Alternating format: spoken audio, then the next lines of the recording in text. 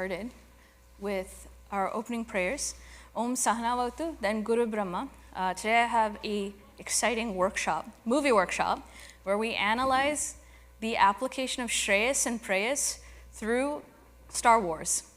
So we'll see the character arc of Luke Skywalker and Anakin Skywalker. So with that, let's start with Sahana Vavatu.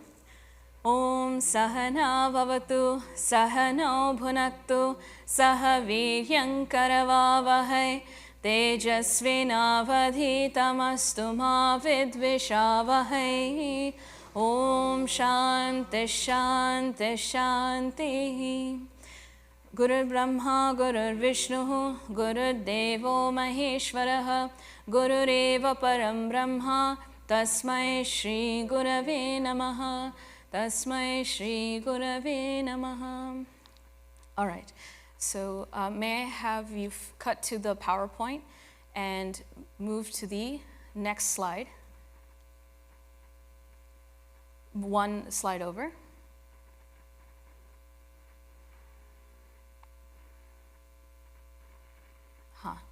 So last time we had seen the sequence of or relationship between vasana, desires, thoughts, actions, and prarabdha. And just as a quick review, vasanas are those habits that we are driven by that are leftovers of repeated action.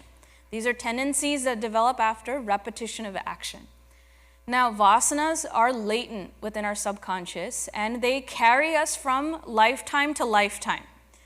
And when that subconscious tendencies, every now and then parts of it boil up within us. When it takes a more tangible form, they're called as desires. And once that desire becomes strong enough, we start thinking, using our mind and our intellect, starting to concoct all sorts of plans to fulfill those desires.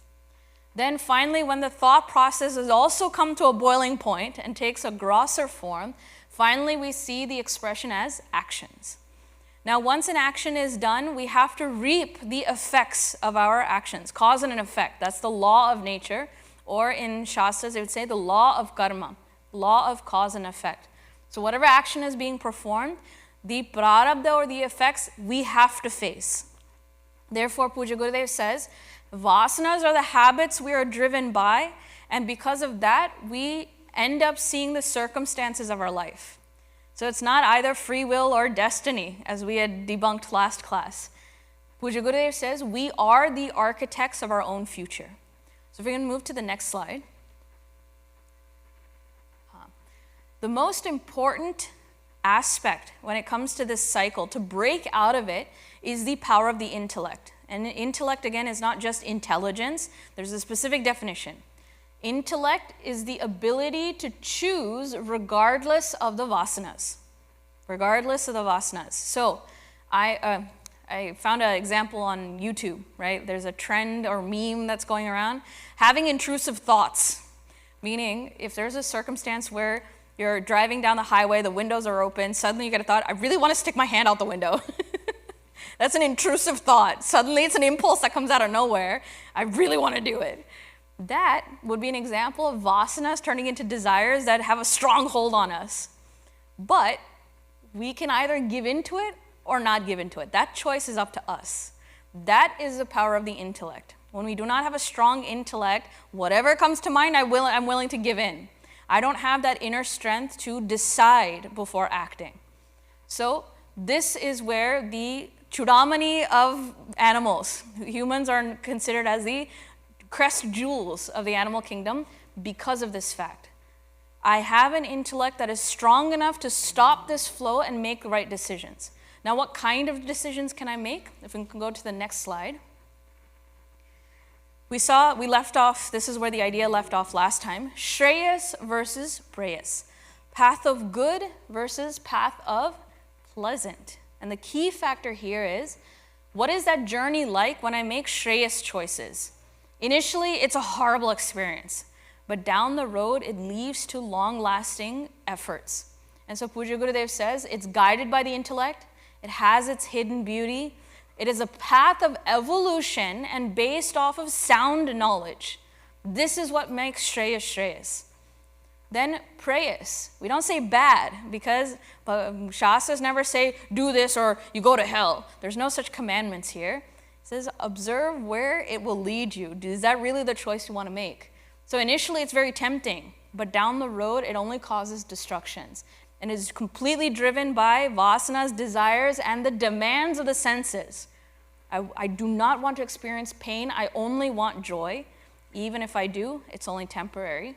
And it is the path of devolution. So if we can go to the next slide. Now, this is where our movie workshop comes into play. Hariam. This is where I wanted to take Star Wars as our theme. So in this room, how many of you have seen Star Wars before? Okay. You're familiar generally with the plot line. You're kind of, okay. So in this, the Force is the main philosophy that's within Star Wars. It's this mystical, magical thing that exists in everything, analogous to Paramatma, by the way, that this Force is what binds everything together. Jedis are like the yogis. They're the ones that tap into that Force and are able to identify with the Force and then be able to do so many other things. At the same time, those that have those abilities, but there's that subtle corruption of the ego. I want to use that Force for my own pleasure, prayas. They are now called as the Sith Lords.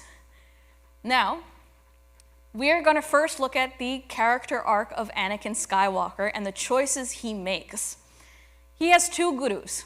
Obi-Wan Kenobi, he's the Jedi Master that is leading him down the path of Shreyas.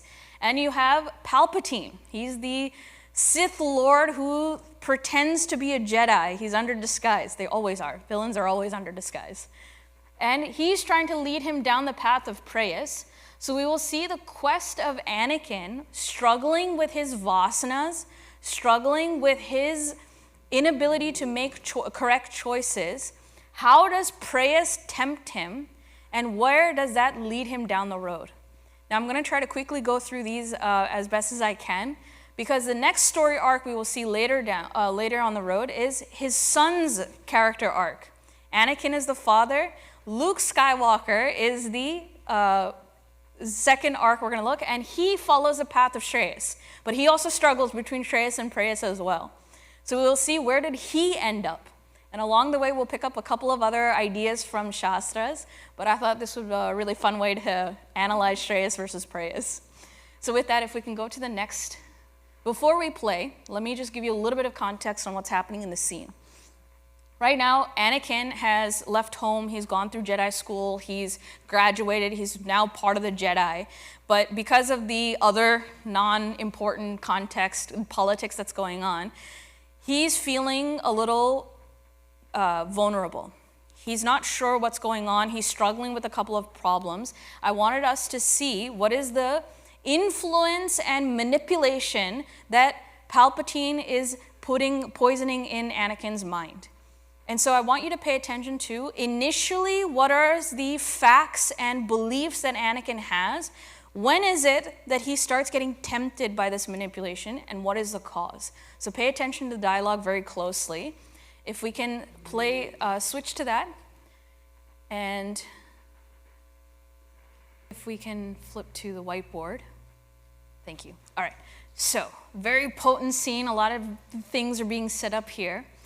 What would you say is Anakin's initial assessment of the Jedi? What was his belief when it first started? Do you remember the dialogue? Yes, so they are selfless and they focus on others. But Palpatine, what was the expression on his face? You think so? That's where the manipulation starts. Then there's this moment of silence. What was the thing that started to turn Anakin's mind? What was the thing that was tempting him in the story that Palpatine gave him? He can save someone from death. So, save loved ones from death. What's another thing that Palpatine is offering in the dark side? There's one more thing that he's offering. Yes, power. If you can conquer death, What else do you have to fear? This is the ultimate state of powerfulness. And so, but there's one final ending in that story of, who is it? Darth Plagueis is his name. Interesting play on words. It's a plague of the mind. Darth Plagueis, what was the irony of his story? He's the one that discovered the ways to conquer death and save others. But what's the irony? His own shishya killed him. So that last potent line was ironic that although he was able to save others, he couldn't save himself. By the way, can't save himself. This is a foreshadowing. It is telling you, when we read a board, when we say prayas, initially it is tempting, but it will only lead to destruction in the end. That's just like a self-evident foreshadowing, and yet we won't believe those statements. So we tend to follow the footsteps of Anakin if we don't pay heed. So now let's go to the next slide so we can cut scene. And it's okay if we leave it on the PowerPoint. I'm sure you can still hear me, so it's fine. So in this scene, why is it that saved loved ones from death becomes the trigger point? There's literally a 5-second hold of silence where Anakin slowly turns towards Palpatine. That's a pregnant moment where he's literally turning towards the dark side. This was that potent sentence, to save someone from loved ones. Noble cause, is it not? If you were to put all other things aside, to save someone you love seems a good thing. And so we want to see the source of where this weakness is coming from. Who is this loved one he wants to save, and why? Because even the Jedi, or the yogis, love all. But where is this difference in love that we pay attention to? Characters you're about to see is Padme and Anakin. Now, as a Jedi, or a yogi in this case, they also take the life of celibacy, meaning that my way of staying stable is that I renounce all attachments. Yes, I'm using a lot of Vedantic terms because that is what they're pointing at. I'm renouncing all attachments, therefore I can truly express love for all. Right? So what is the rule? Celibacy. No specific lustful attachment to a single person. Anakin broke that law. He formed an attachment to Padme, and they are actually having an affair in this moment. Not affair against someone else, affair against the Jedi Order. And so they're in hiding right now. And because of that state, there's an experience he has that brings back this idea of needing to save a loved one. So if we can play this video. All right. So first, what was the vision he had? She was in pain, and he describes later that she dies in childbirth. Then she comes up and says, no, it's only a dream. What's there to worry about? What was his next statement? I won't let this happen to you. Okay, it's just a dream. Why are you so scared about it, right? Even logically. There's this one phenomenon that the Jedis have where any visions that may look like dreams are actually glimpses into the future. But in a different movie, remember, Star Wars is a 6-movie franchise, and I'm not counting Kylo Ren's the whole other thing. Somewhere in between, it says that even these visions are not for sure. These are just visions that you can have. They may or may not come true. So a couple of things I want to note here is, one is he sees a future of Padme dying. This is directly related to his fear. I want to save someone who can perish. I want to save them. But if you noticed, he picked up this necklace that she was wearing, and he says, this is what happened with my mother. Okay, so that's the next point. This has happened before with his mother's death. And therefore he says, I won't let this happen.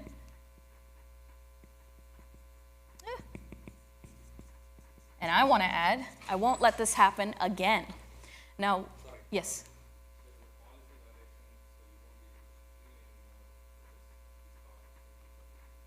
Okay, can we? Sure. Can we restart it, but then not show whatever's on the screen, meaning movie clips that we play.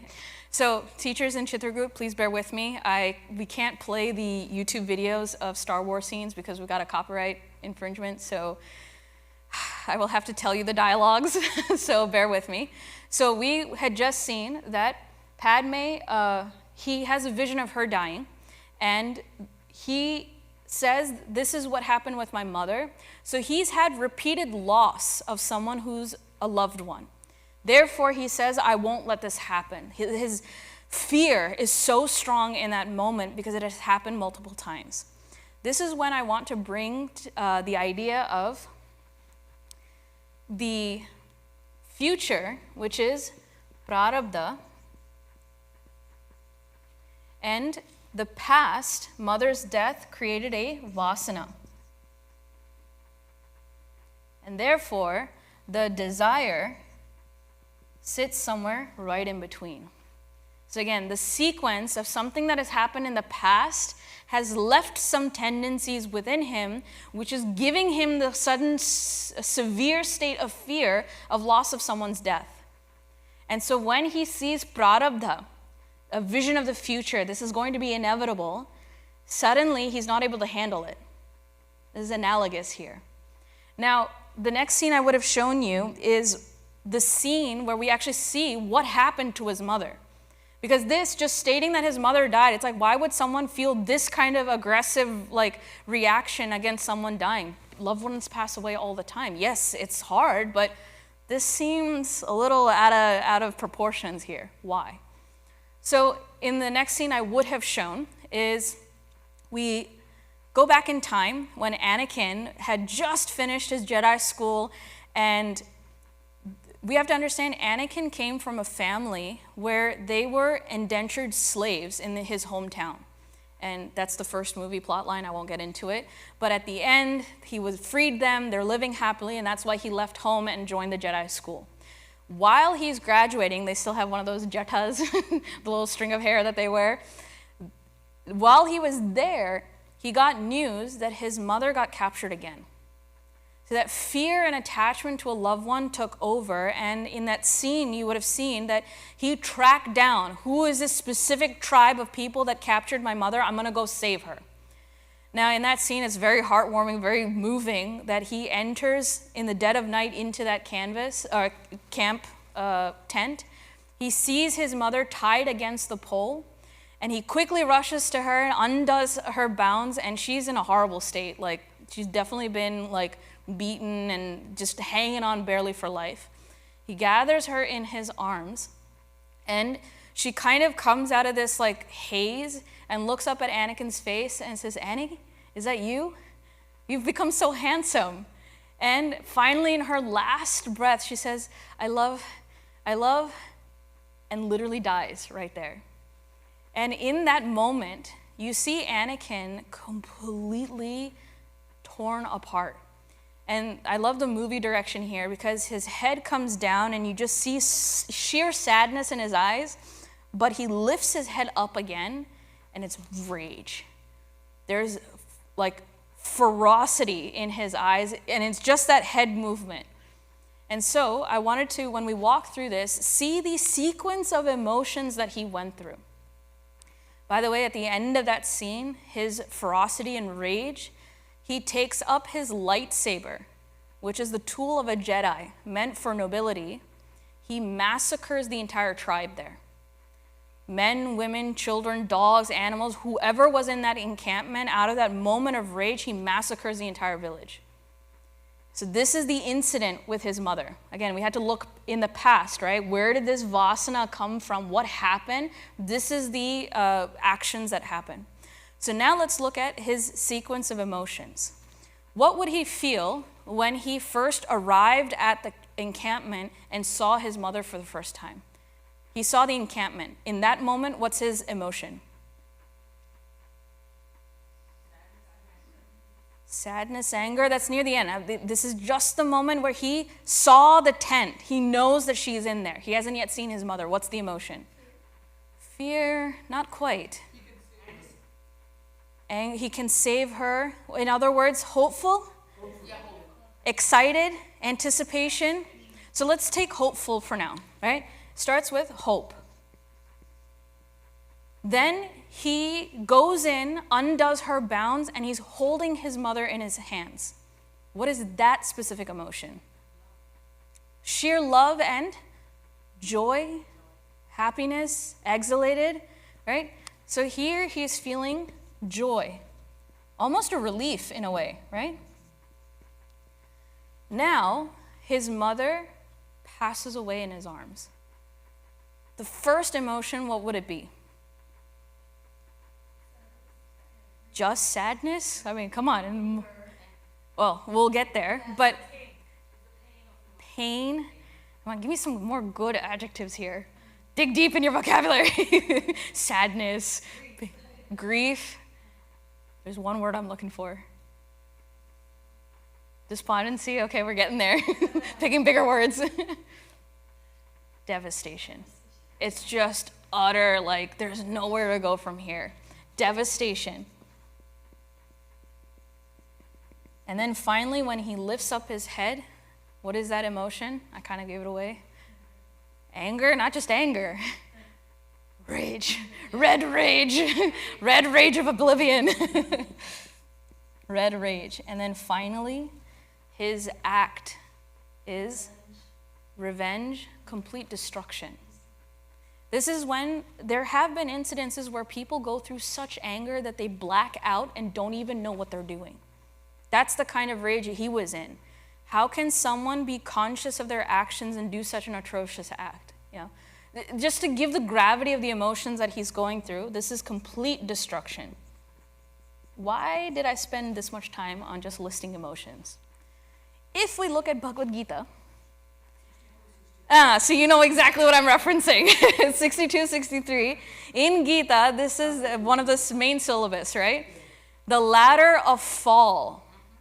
Dhyayato vishayan pumsaha. When I'm so engrossed by something that I want, hope, anticipation, his desire to see his mother, all of that is this stronger and stronger forms of dhyanam, kama, then attachments. How strong does this come? Finally, it either can be obstructed or attained. So he got both in that scene. He attained his mom for literally 5 seconds, and he was joyful. It was a relief from that desire, but she died. So that is an obstruction to desire. And what is the result of an obstructed desire? What do we feel? What's the Sanskritam word from that shloka? Krodha.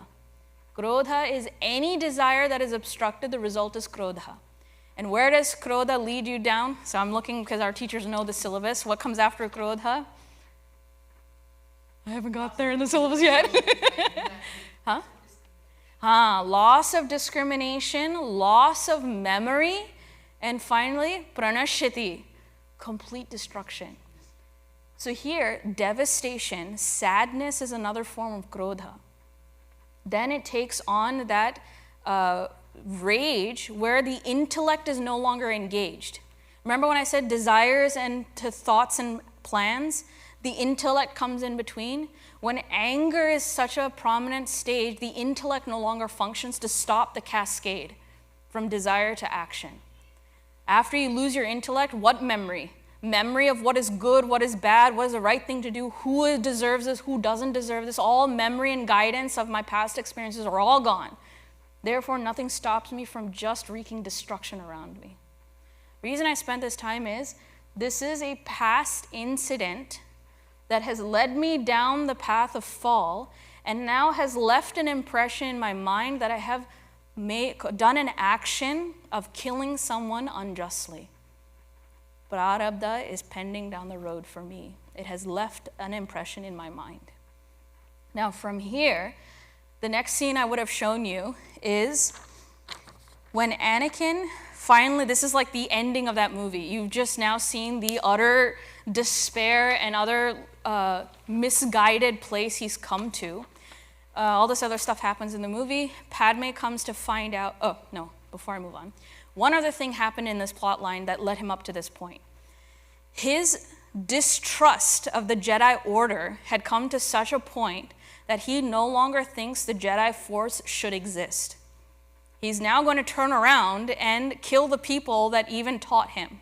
And it happened in this movie where he found a Jedi school with younglings and massacred them. Why do I mention this? This is a repetition of action. Repetition of action, meaning when he's in despair, he has the habit of killing. This is repeated actions creates a vasana within him. This is an example. So he does that again. Padme comes to find out what he's done. So in this final scene, what you would have seen is she comes running to Anakin. Anakin's, you see him in like this rage moment, and then as soon as he sees Padme, there's some like, oh, okay, somebody I love. He keeps flipping between those two modes, and Padme says, I don't believe what I've heard. Obi-Wan Kenobi is the one that found out what happened and told Padme. Padme says, I hardly want to believe what I've heard you've done. She said, please, I cannot walk down the path you're walking. Please come back to me. In that dialogue, she represents Shreyas. He represents the path of Preyas. And she's saying, please, I cannot follow you down the path of Preyas. Come back to Shreyas. Come back to me. Then, flip second later, he gets really angry. Like, how dare you tell me you're betraying me? Now he's becoming angry against Padme herself. Then in the background, you see the ship land again and the doors open. Who's standing there? Obi-Wan Kenobi. And then he realizes, you manipulated Padme. You're the cause of this destruction. And Obi-Wan says, no, I didn't create your destructions. You yourself have created that destruction. And then Anakin's anger still keeps him in delusion and says, no, you are causing this manipulation. Padme, also you've turned against me. And what does Anakin end up doing? Using the Force, he chokes her to death. Well, no, not to death, because she later dies in childbirth. But she falls unconscious in this scene. Now, I want to come back here.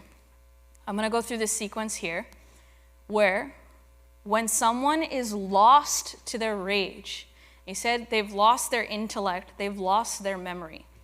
They lost their intellect because now they're concocting reasons that don't exist. Padme is going against Anakin. Obi-Wan is against Anakin. He's constantly coming up with reasons that don't exist to justify the way he feels. This is the expression of loss of intellect. This is the expression of loss of memory. Did you forget all of the guidance that Obi-Wan gave you? Did you forget all the love that Padme has shown you up until this point? Where did your memory of such things come from? Like, where did they go? So, in this case, we see that when we say Preyas leads to destruction, he has delusions where he's coming up with logic that doesn't even exist there. Logic that doesn't even make any sense. But in his mind, it makes complete sense. But it's objectively not. So destruction means loss of objective logic. Then paranoia would be another delusion, takes the form of paranoia. Finally, he kills I'll say kills because it comes later, but he's the cause of her death in that form. He kills Padme. Now, the reason I wanted to bring this point is we got to go back to our foreshadowing, right? Where did this entire journey start? To save her. Where did he end up? Killing her. What?